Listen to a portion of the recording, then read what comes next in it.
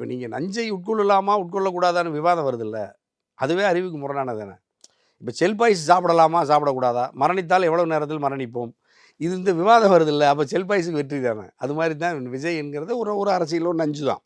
ஒரு திரைப்படத்துறையை ஒரு நடிகன் நாடாள வர்றதே ஒரு நாட்டுக்கு அவமானம் தான். என்ன சார் சொல்றீங்க?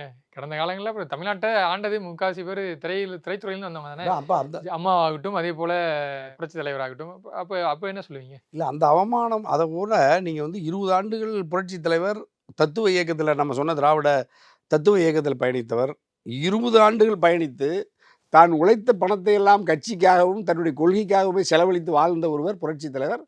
சட்டமன்ற உறுப்பினராக இருந்து அந்த கட்சியில் பல்வேறு பொறுப்புகள் பொருளாளர் வரைக்கும் இருந்து அந்த கட்சியோடு முரண்பட்டு நிர்வாக நிலையில் முரண்பட்டு 72 கட்சியை துவக்கிறார். 52 கட்சியில் இணைந்து 20 ஆண்டுகள் கட்சியில் பணியாற்றி விட்டு வெளியே வந்து ஒரு கட்சி துவக்கிறார்.